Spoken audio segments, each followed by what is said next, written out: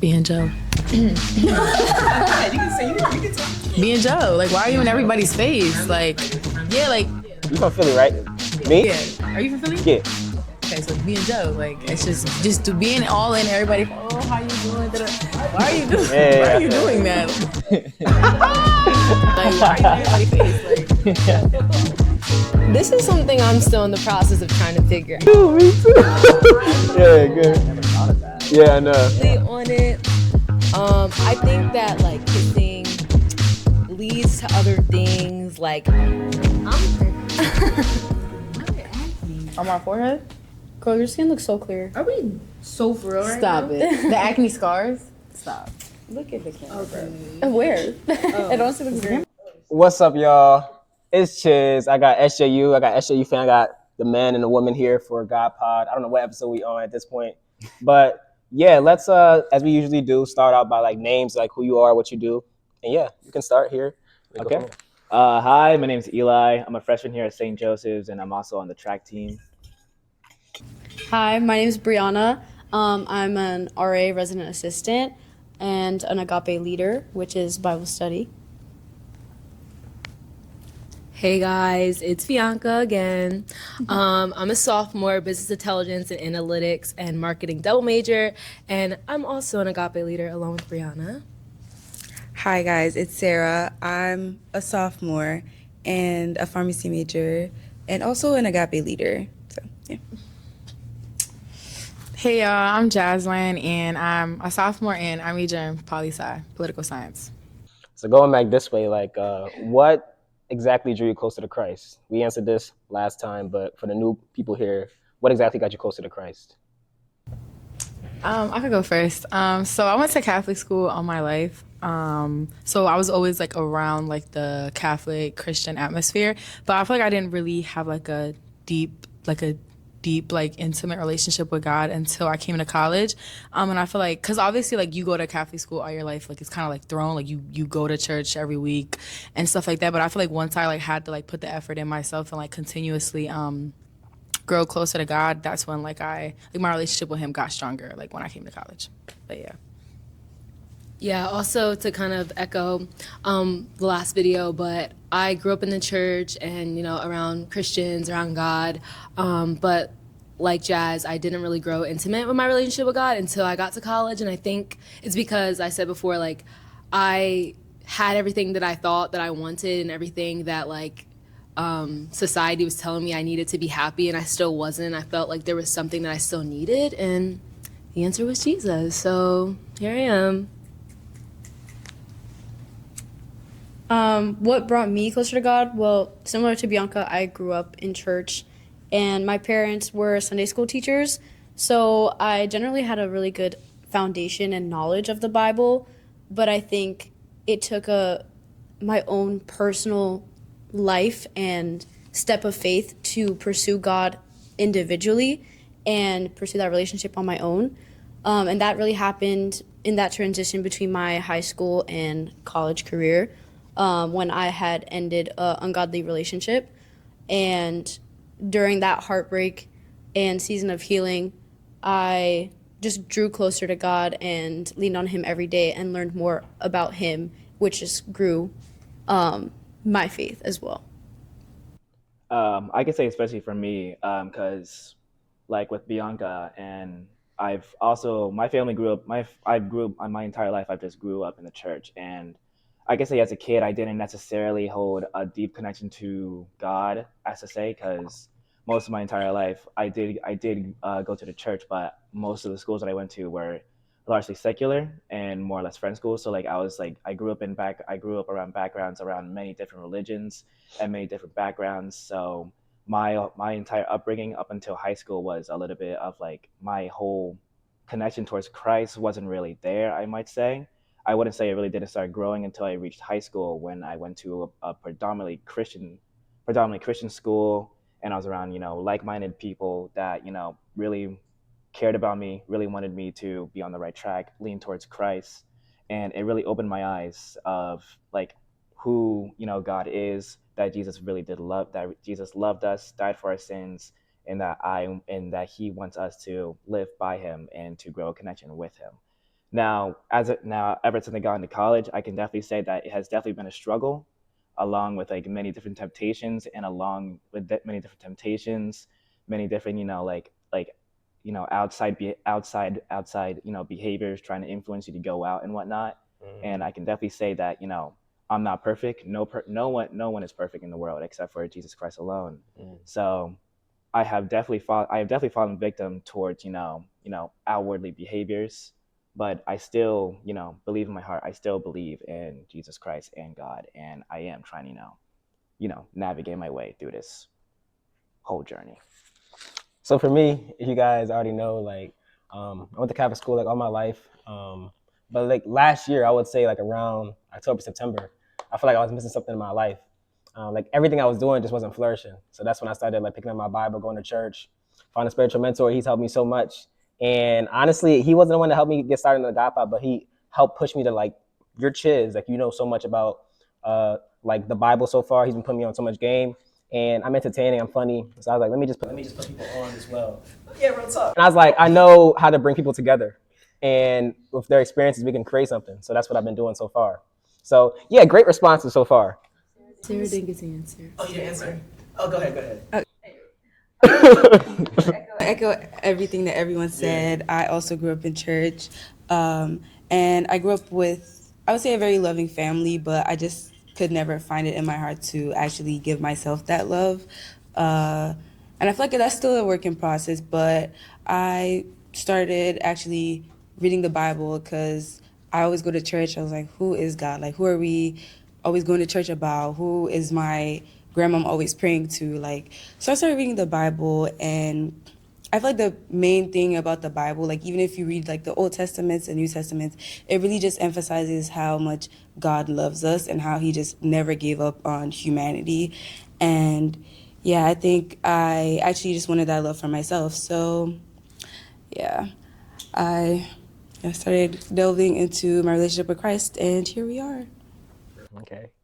Next question is, how do you maintain a relationship with God, with sports or academics? For me, with sports, I haven't really been. I've been in there for a long time, so I haven't really like had that time. to like, I don't know, bring God into sports.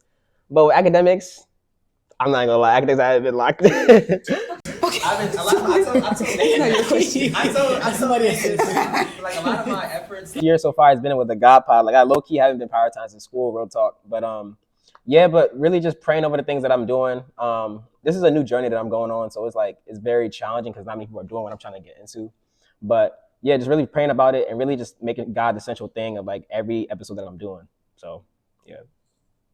You can go this way. Oh, okay. Well, for me, I could definitely say like from my high school days when I went to the Christian school, I could definitely say like how like they were able to always balance like Christianity along with sports by praying before a game. After every single game, we would always pray. Always pray that the team returns safe. Our coaches would always hold Bible studies. They would always hold gatherings around all of us together. It'll basically be like just a community gathering between all of us, while also just all of us just having fun. We all played a sport, but at the end of the day, we were all playing. We were all playing for him at the end of the day. And I can honestly say, like, still in college, I still like to keep that same mindset. Every single time, me, I still pray. I still pray. I still I like to text my mom about what I'm doing. She always texts me back she always reminds me that God is with me, Jesus Christ loves me, and to always keep my faith in what I'm doing. So I'm in the back of my mind, I always know that after everything, I still know that God and Jesus have my back. Now for academics, I'm trying my best, but We're surviving. We're surviving. That's all that matters. Period. So right now I don't play a sport at St. Joe's. I did play a lot of sports in high school. But I would say I definitely have God more integrated into my life now than I did during that time in high school. And I would say my integration of God into my life and schedule was really prevalent and strong my freshman year. Like I said, during that transition between high school and college, when I was going through this heartbreak, I was really just relying on God each and every day for my strength and endurance to get through.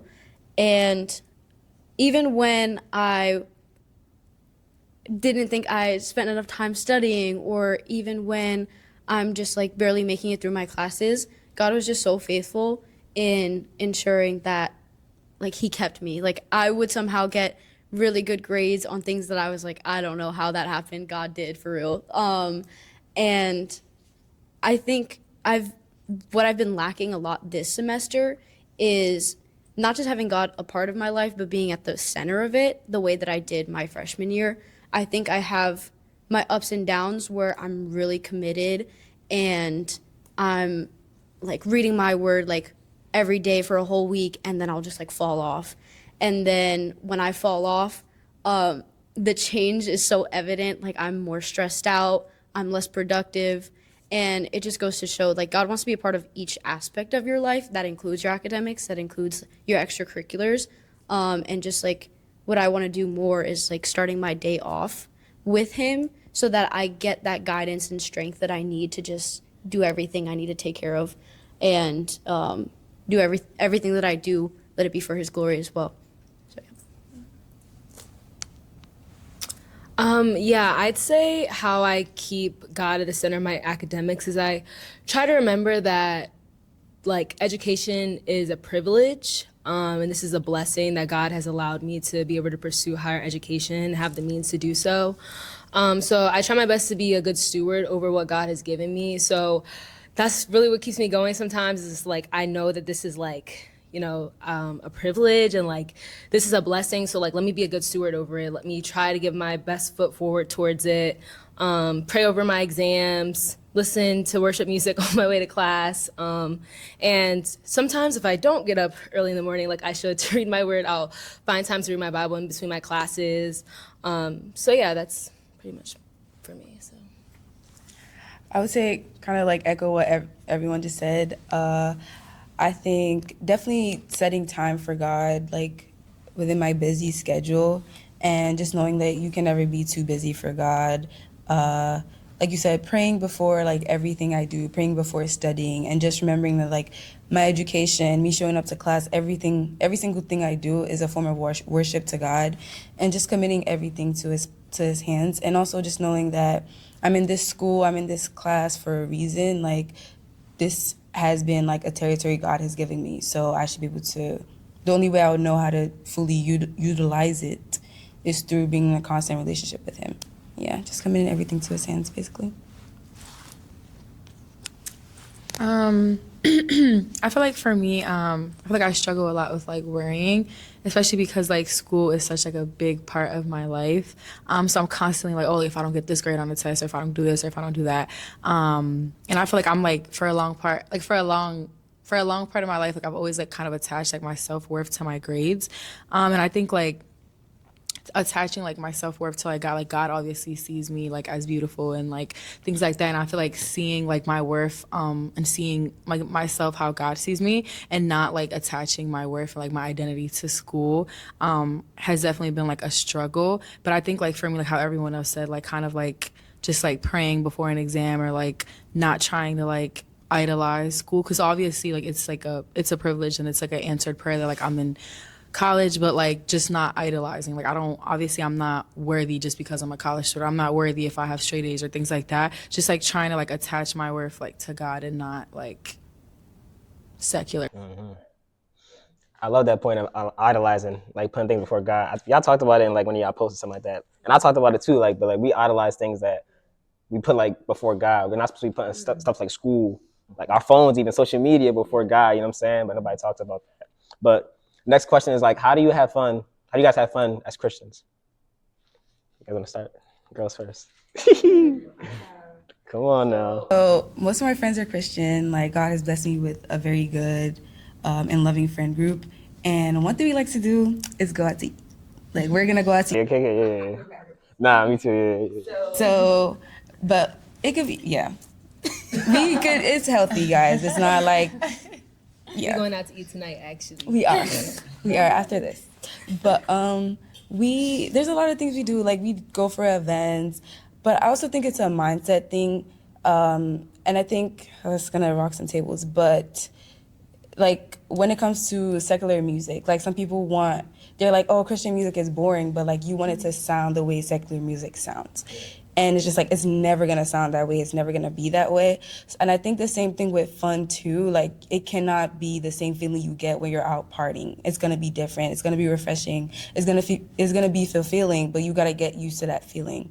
So we do things that people are like, that might be boring, but to us, it's like, we're having a blast. Like, we go for like soul cycle classes, fitness classes. I told y'all it's not just unhealthy stuff, but like, yeah. And Yeah. Is it all y'all? Y'all all going out tonight to eat? All y'all? Or is it just you two? Well, it's us two plus other people. Yeah, that aren't here. But yeah, we went to Sky Zone. We just like, I don't know, I always say like we try to like get our inner kid out. Like we really just have a good time, like laughs, fun, good vibes. Like Sarah said, it's not gonna be the same. Like you're not gonna be inebriated. You're not gonna be like feeling like you on cloud nine or whatever they were saying. I don't know. But yeah, it's not gonna be that feeling. But I feel like it's much better. Like there is no guilt the next day. There is no shame the next day. Like we went out, we had a good time, and our debrief, we like, oh my gosh, that was so much fun. Like, you know, like it's so fulfilling and like, I don't know, fruitful when you're having fun and you're enjoying your friends when you can actually remember it. You know what I mean? So I don't know. I feel like we have a lot of fun. Like even like our clubs and stuff like that. We go to events on campus. We get like henna tattoos and like everything's just so fun. Like there's a lot of ways that you can have fun without sin. So. As someone who's like, again, the child of Sunday school teachers, we work with kids, so having fun is something we do a lot. And there's so many games that like, maybe you hear about like Cards Against Humanities. There's literally like Christian versions of these games that are totally wholesome and funny. And I think like we can still enjoy a lot of the fun things that we hear about, just like adapting it so that they are not like dishonoring God, but rather like honoring God and giving him the glory, and using that time for fellowship and like just furthering your fellowship, the time that you're growing in God and everything like that. I would also just say like there's so many fun things that you can do that don't require like drinking or being not sober. Me and my friends, like something that I struggle with, not all of my friends are Christian, and that was a boundary that I had to set with them. There was just a point where I was growing closer to God, and I was feeling very convicted about like going out and partying. So I just sent like a paragraph to my friends saying like, hey, like I'm just really trying to grow in my faith right now, and doing this doesn't bring me closer to God, and I really just want to dedicate my time to God and put him first more than anything else. So they were very supportive of that. And now sometimes if they go out, like they already know like they're not inviting me. Like it's easier when they already know the answer is no, rather than me having to say it every time, because then it can still be very tempting and I can feel a little guilty about it. So it's really nice, like I said, just having that boundary set, and they'll plan most of the things that we do together to be things that I can be there for, because at the end of the day, they're my friends and they want to spend time with me. So we can still go out into like Philly and like go try different restaurants, look at different events, go mini golfing. There's so many fun things and activities you can do, and I think it actually helps you be a little more creative in how you have fun.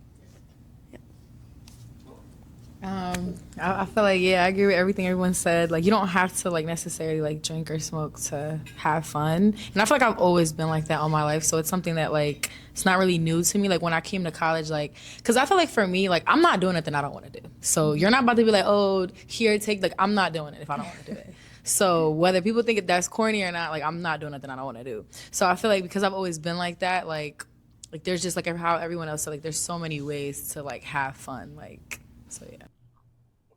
I completely agree with like what all you guys say, honestly. Like you like Ashley said before, like you really don't need to like drink or smoke to really or do anything to have fun. Like me in particular, like saying going off Bianca, I like food. I like going to sweet shops. Like whenever like I'm like at home, me and my brother, we just go out. Like we go to like a candy store. We have like a yogurt shop. Like we just buy sweets. It's like it's really good. like also you can also just do like there's plenty of activities you can do outside with your friends. Like sometimes, like me and my friends, we like to go hiking. There's like a little woodland area that like we just like to do. We just like just hike around, just walk around and just talk. There's like plenty of activities and fun things to do in this world that does not really involve like lust or outwardly like like out like bad objects that you really need to inhale or like drink, because at the end of the day it's like I don't know. You can have fun a lot of weeks, like think of a video game. That's usually what I do most of the time. Yeah, for me, I feel like last year I'd say if I had fun, I'd just be myself, play video games, whatever. But a lot has changed. I feel like with me, like cooking, I still love working out. But one thing I really like started enjoying now is like interacting with people. It's super fun, get to know people and like their experiences and stuff like that. I do a lot of other stuff like work. I love having fun through work and connecting with the people at my job. And even the GODPOD, I love having fun doing these things with you guys. It's fun to me. Next question, juicy questions. You feel me? You're done. You're done. Okay, so first question is, how do you stay modest in dating, or just with like how you look on the outside? Like, how do you stay modest in dress? Go ahead and answer first. Go ahead. Me? Yeah, I try not to show my guns. You know what I'm saying? Like, Oh my god. So I used to wear a lot of wife beaters outside or whatever. But obviously, I feel like it opens the door to lust. So I just try, just wear a simple shirt, to not invite lust or whatever. no short shorts, you can see something crazy, And yeah, just dressing modestly, wearing long stuff, and covering things up. You feel me? So Me? I mean, yeah, same as him. I mean, I I don't really like to. I don't really do that stuff. Like, I don't really see a point in doing that. I work out, but I don't really like to like show my body out. I kind of get insecure about that. I don't know. Yeah. I would say, like, as someone who's like a little thicker and like, for the curvy women out there, just being like self-aware of your body, and sometimes even when you're not trying to, certain clothing can accentuate certain parts of your body. So maybe looking for looser fitting and baggier clothing would be a really great way of like staying modest.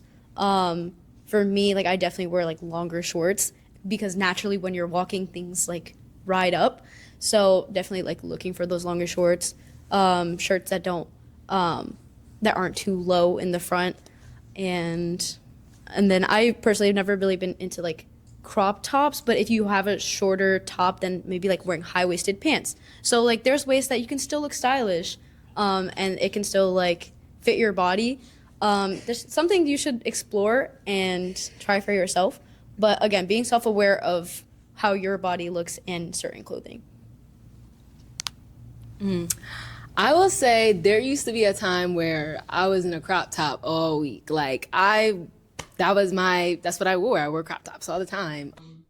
it's comfortable, right? Yeah. I mean, shoot, it was hot. Like, I was just wearing a crop top. So, yeah, I don't know. That used to be my style all the time. And actually, I think that modesty is more of like a heart posture than anything else. Like, I think people try to rush people into like, you need to wear this, you need to wear that. This is modest, this is not modest. And I think that it's kind of a scale, and that modesty is different for everyone.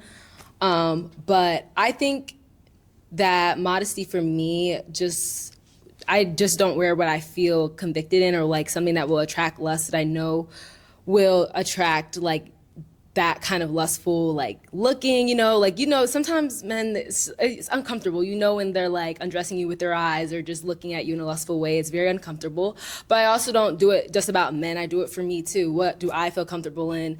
Would I feel comfortable seeing my pastor in this? You know what I mean? Like, like if I see my Bible study instructor or my pastor in what I'm wearing, would I feel uncomfortable? Would I feel like, oh shoot, like maybe they shouldn't see me like this? So I think that's like how I always try to look at things. But I say I'm still on that journey, but I think that it just grows as you grow in your relationship with God. I don't think it's like an overnight thing.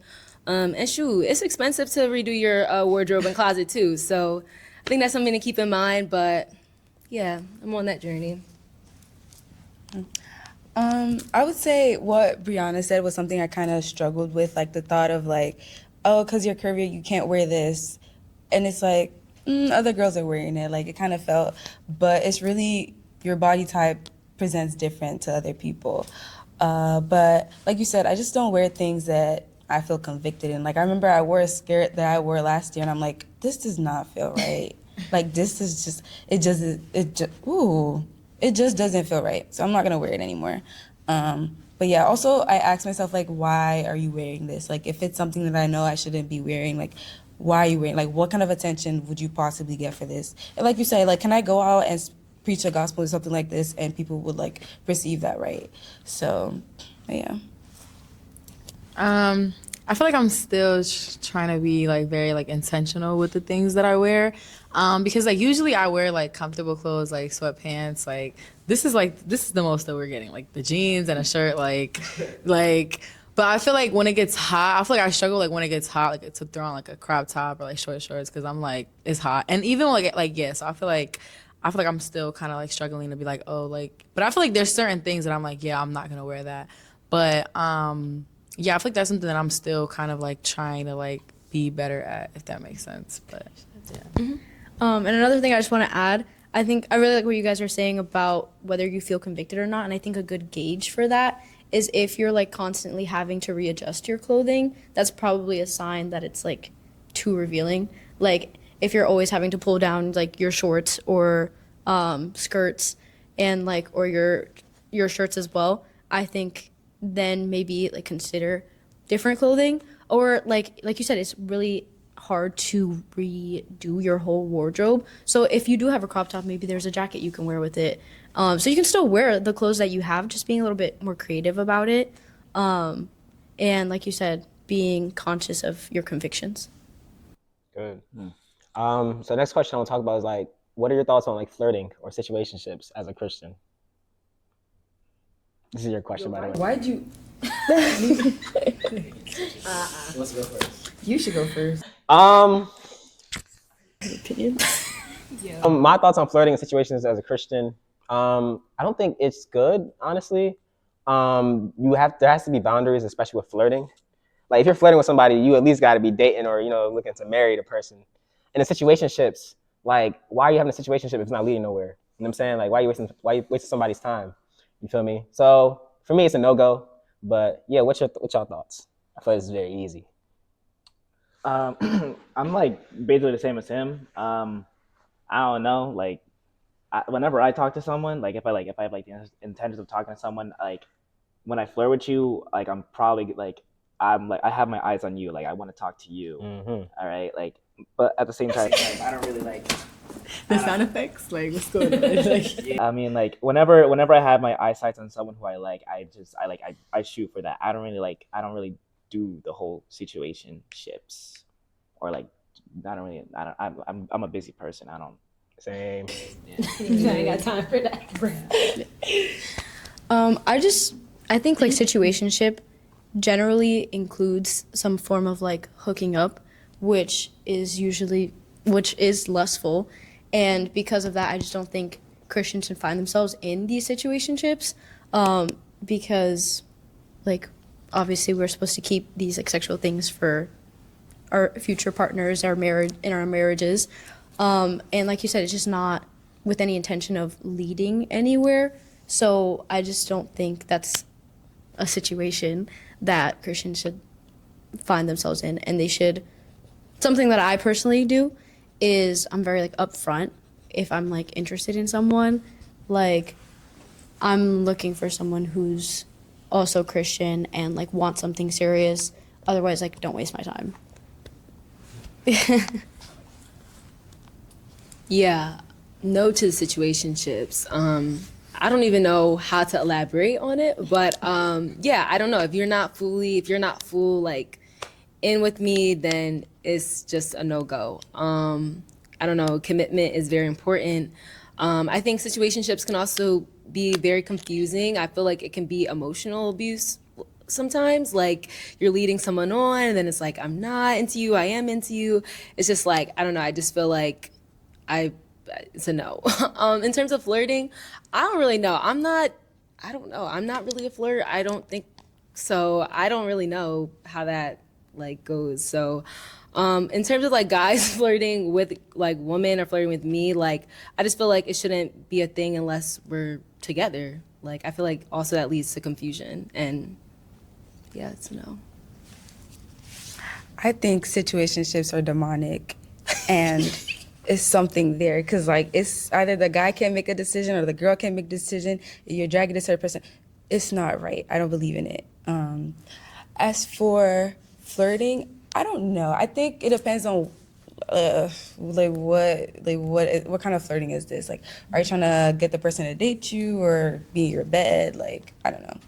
But I think kind of being conscious of what you say and like your mannerisms, because I don't know, I've been told I could be very flirtatious, but I don't know. So I guess being conscious about what you're saying. Nah, they probably not lying for sure. You probably are. If somebody's saying it, like I think I've been called flirtatious at a past. Somebody saying it probably gotta be true, you know what I'm saying? But go ahead. Anyways. Well, thank you for the confirmation. Anyways, yeah, just being conscious about your mannerisms to other people, and also your heart intent too. Like if you're not hoping to flirt with that person, like, I don't know. I think you're good. Yeah. And don't entertain flirting. Yeah, if you're being flirted with, yeah, don't entertain it. So a situationship, like how are we defining a situationship? Like a talking stage or like y'all like doing the do but y'all not together? Like talking stage is different from situationship because talking stage is with the intention of progressing, right? But situationship, how would we if it's not going anywhere? So situationship is just a little like I'm confused. It could even involve sexual encounters or like just no plans for marriage. I think like if we're going out on dates and it's like, oh, what are we? And it's like, oh, we're not dating though, but we're going out on dates. And like, oh, do you hope that we start dating or courting? And it's like, no, not really. That's a situationship. Yeah. There's no plan, right? No direction. Yeah. Okay, I like that. So I feel like if you don't see yourself like being with at least not even like marrying, but if you don't see yourself dating the person, then like what's even the point? But then it's like if you think like you can't see yourself with the person, you can't see yourself marrying the person, then I just personally don't think like there's a point. Like I just don't. I feel like that's kind of like obvious. That goes to the next point. Like, what do you guys think godly dating should look like? From both the boyfriend or the girlfriend or the future spouse perspective. Like, what do you think a godly dating scene should look like? I feel like for me, like it probably looks different for everyone, but I just think like being like very like intentional. Cause like, I don't know if y'all ever seen like this image, but it's like an image and it's like, I'm not gonna know how to explain it, but it's basically like if you put like God at the center of your relationship, like you're like more like, it's like a triangle. Yes. It's like so good. You know what I'm talking about? So pretty much like the triangle. So pretty much the way the triangle works is God is at the top, and then you have, it's usually husband and wife. Yeah. And it's pretty much saying that as each one grows closer to God, they are also growing closer to each other. But that also means, let's just say if it's one person, like the husband is not growing in his relationship with God, but the wife she's growing closer to God, but they're still not growing closer to each other. So that's why it's very important that both sides are fostering that relationship with God and supporting each other with that. Do you want to add anything else to that? I think it really just looks like both of you guys know that your relationship is a form of worship to God, and that your partnering is not gonna disrupt like the work of the kingdom, but make it better. Like people are able to look at your relationship and be like, oh, this is an example of God's love, and however that looks like. But I also, I lost my train of thought right there. Do you want to go? I would just say like honoring and respecting one another, whether that be like your mission in the kingdom, like making sure that you guys are able to like help one another out to achieve that, honoring and respecting one another in like each other's bodies, I even seen someone in a relationship talk about like they had like recent conviction because they were like wearing clothes that they knew their partner would like find them like maybe lusting after them. And I think that that's something not many people talk about in a relationship. And that like, you know, she was wearing like nice clothing because, you know, she wanted her bae to think that she looked nice, but it was also leading him into looking at her in a lustful way.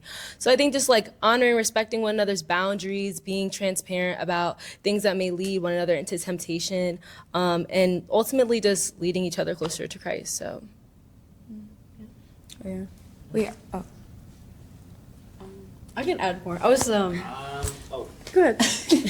I mean, no, you guys all make like very like good points. Like my mind is basically like it's like a desert. I can't really think of anything right now like to what to really say.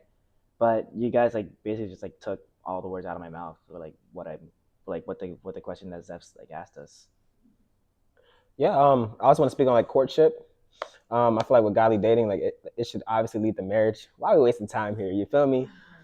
Like I told the ladies last time, like it should at least take like a few years, you know what I'm saying, for you guys to marry. Shouldn't be taking no longer than that, really, unless you got something like financially you want to settle out. But yeah, just putting God first, and then like obviously courtship, and like obviously having like the same values in terms of like what you want in a family, what you want in a household, how many kids, you know what I'm saying? So yeah. Okay, go ahead. Y'all go first. This is a good one. This is something I'm still in the process of trying to figure out. Me too. Yeah, good. I never thought of that. Yeah, I know. On it. I think that like kissing leads to other things. Like I think that sometimes like when now y'all in the heat of the moment, like who knows where things will lead. So I don't really have like a definite answer. I think that there definitely should just be like boundaries, you know, like I don't know. I like to say like just stop when things get too heated, but you know. That ain't gonna happen. Realistically, That ain't gonna happen. I don't know.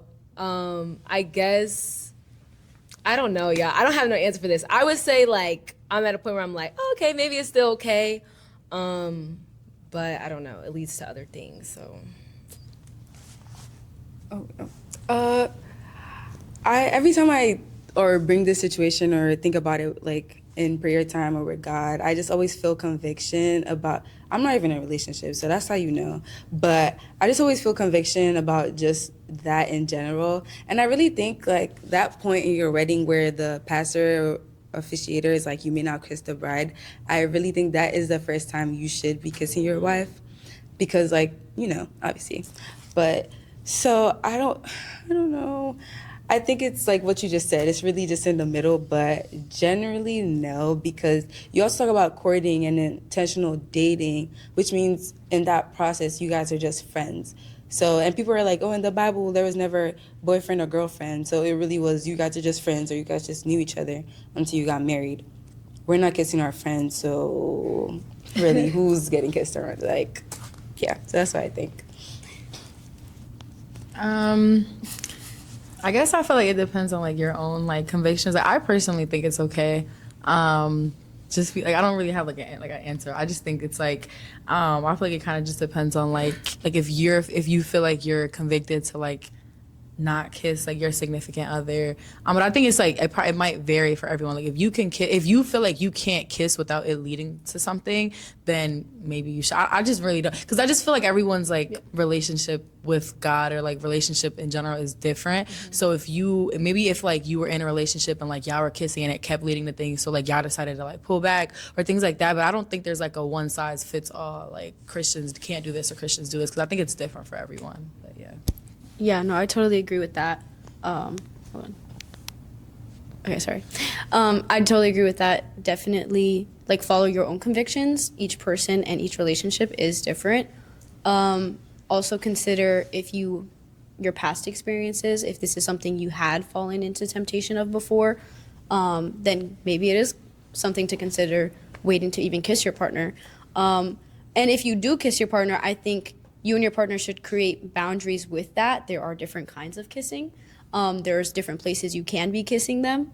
And I think that plays a really important role. For example, if you're in the room alone, there's no one in the house, maybe you should not be kissing in the room alone when no one's in the house. If y'all are out in the city on like a dinner date, if you want to give a little peck, like I don't see anything wrong with that. There's nothing you're going to be doing in the middle of a restaurant. So I think you just have to be wise with it, and maybe that's something you have a conversation with your partner about. Set those boundaries. Hey, I'm okay with just a peck. I'm okay with maybe when we're kissing in these locations, but not these. And if you're worried about falling into temptations when you guys are alone, maybe spending a lot of your time with your partner in like group hangouts.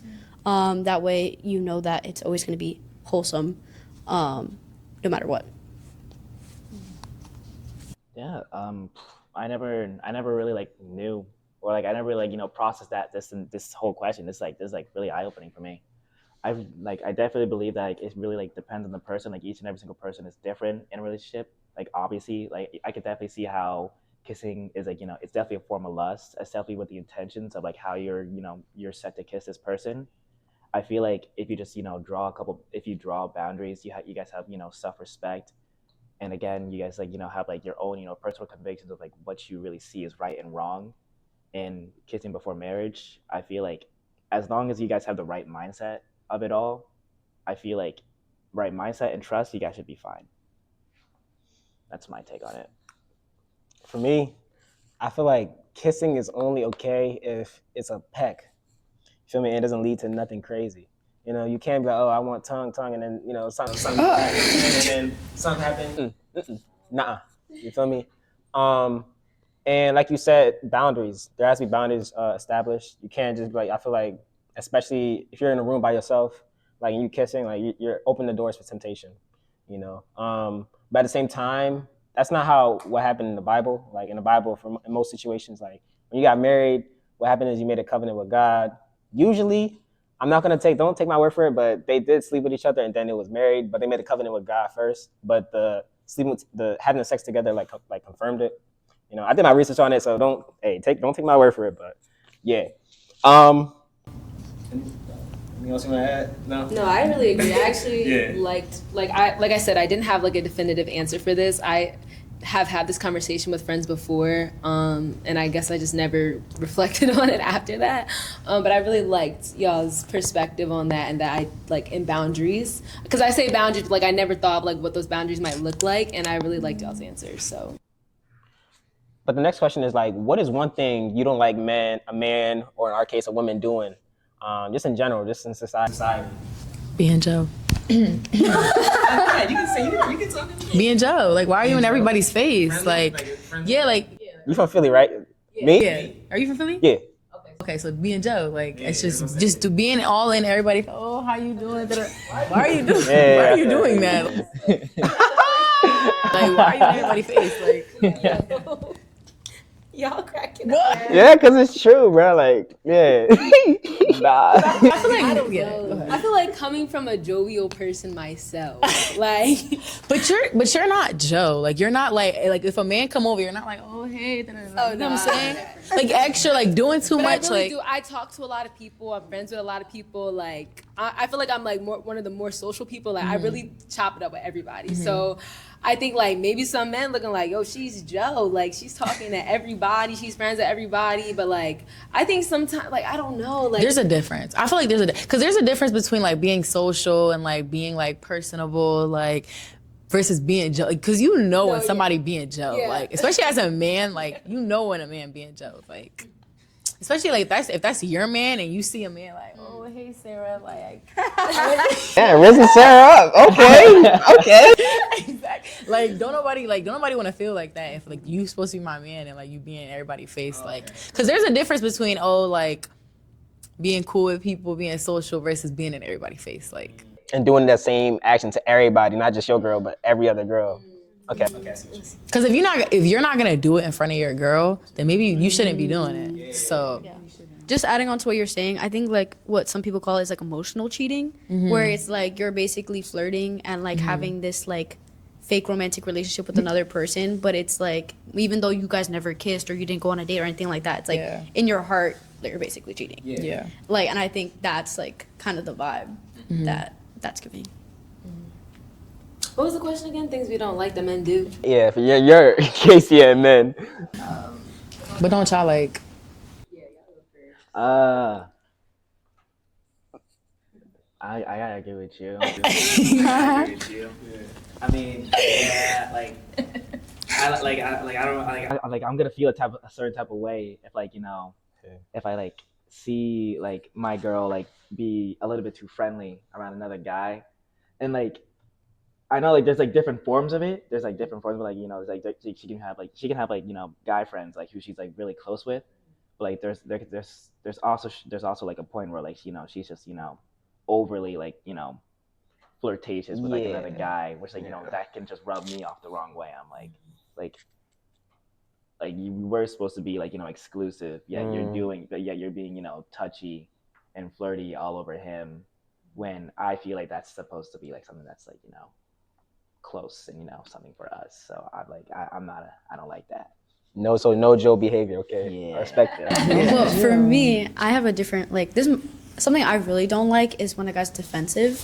I think something that's so important in a relationship is communication, and if you're being defensive, then you're not taking what I'm saying into consideration, and you're just seeing this conversation as an argument and not something that we're both working toward fixing. And I think that's something that's really important to me. Yeah.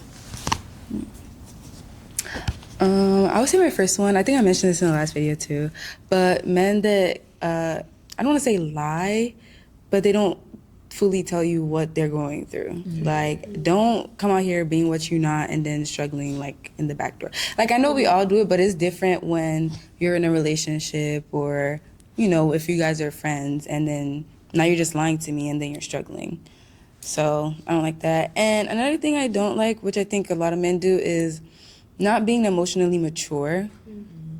I would never understand that. If we're talking about, oh, this made me feel some kind of way, and then you're saying something entirely different, or just not, I don't know if it's a thing of wisdom or understanding, or just not having that mutual understanding. I don't know how that could be fixed, but yeah, a lot of men tend to do that. For me, I also, I said this before, mine is just lack of ambition. What's the goal? I don't know. I just feel I'm always someone that's this is what I want to achieve next. These are my goals. And if you don't have any goals, why are you on the game for 10 hours a day? That is not acceptable. Let's plan our future. Let's figure out. And I'm cool. I'm down. If people want to have a good time, play the game. But that can't be life. You know what I mean?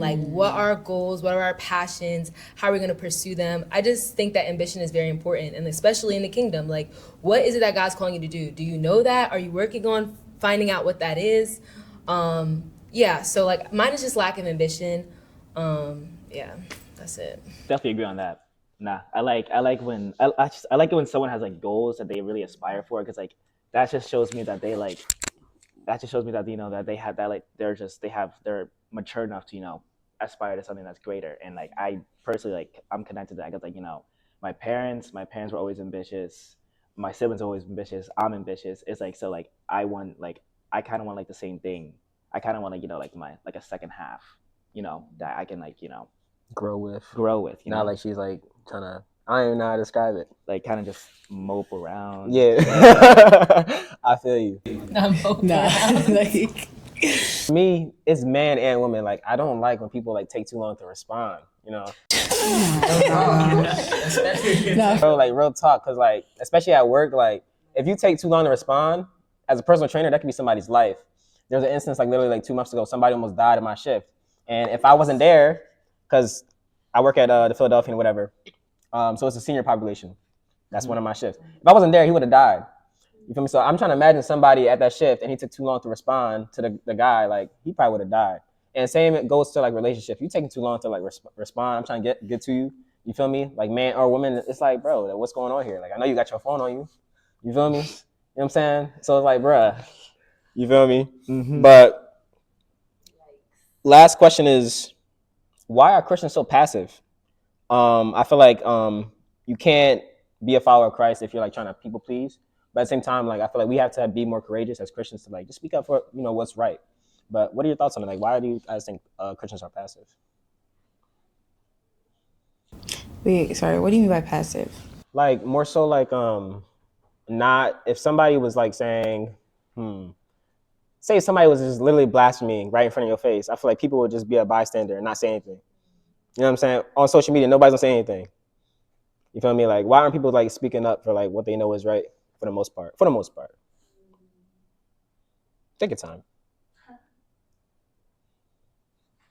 I think sometimes we believe that people are entitled to their own beliefs and opinions.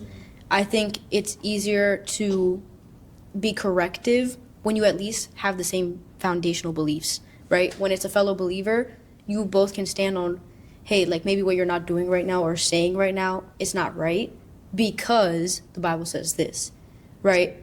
But what weight does that have to someone who doesn't even believe in that? So I think in some ways we don't speak up because we don't believe we'll be received anyways. I think also sometimes we fear persecution, not necessarily by death, but though in some places, yes. I think there's like social persecution that people can experience for their Christian identity. We're very fortunate at St. Joseph's, which is like a Jesuit Catholic institution. There are a lot of people who at least believe in God. So, I mean, we also have GODPOD, which is a Bible study on campus, and that really allows us to talk freely about our faith, even where we're at in that journey. But I would say even in other faith-based organizations on campus, there are things that I don't always agree with, I don't think align biblically, that I have spoken up about it, and it's basically been shut down. And I think that's maybe a form of that, like, social persecution. And sometimes it can feel like you're on your own if not other believers are standing by you on them. And also when it's countercultural against what society is saying is right from wrong, because sometimes that is the opposite of what the Bible says is right from wrong. So, yeah, it's not always black and white, super easy. I think I kind of think of it as like in a classroom and like you know the right answer, but you're not raising your hand, you know, like kind of thing. I don't know. I think sometimes you might know that this is wrong, but you don't know the explanation behind it. I think there's a lot of things where I'm like, well, more so used to be, but I think there's some things that I'm like, I know this is wrong, but I can't point to exactly why it's wrong. I don't know the exact Bible verse, or I don't know where this comes from. I know this is wrong, but I don't know why. So if I'm telling someone like, hey, this is not right, but I can't back it up on the spot why this is wrong, then I feel like I sometimes feel like not qualified enough to tell someone that this is wrong, you know? So if I don't feel like I have a valid explanation, even though like I know in my heart when the Holy Spirit resides in you, you know that these things are wrong, but like how do I explain that to somebody else? How do I correct someone else if I don't know the exact place to point to?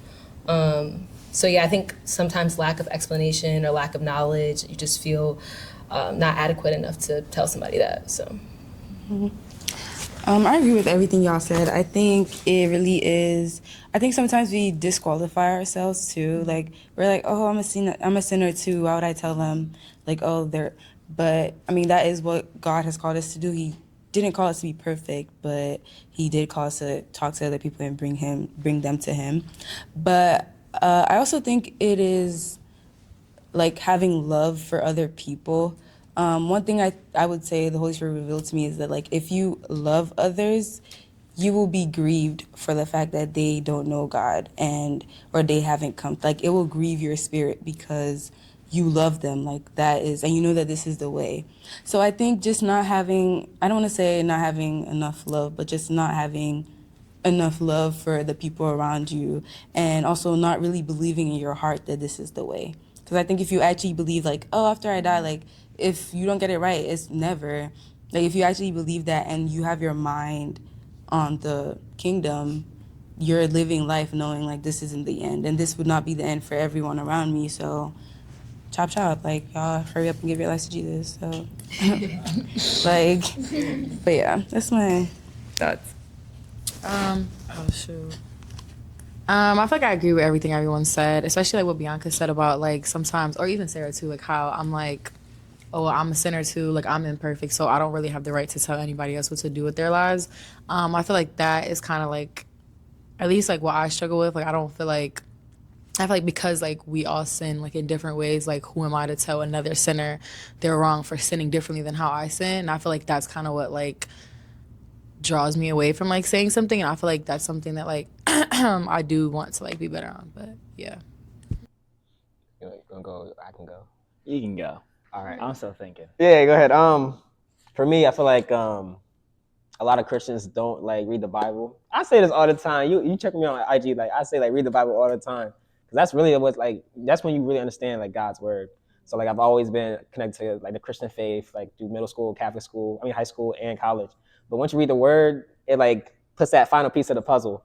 You feel me? Then you start understanding things a little bit better. And so yeah, just understanding, reading the word is one thing. And then also why I say this question is because Philly is like the Muslim capital of like America. And you know what I'm saying? And I feel like there's a lot of Muslims that we can save as Christians, but nobody wants to say anything about it. You feel me? There's one guy, like I said, he knows what I'm talking about.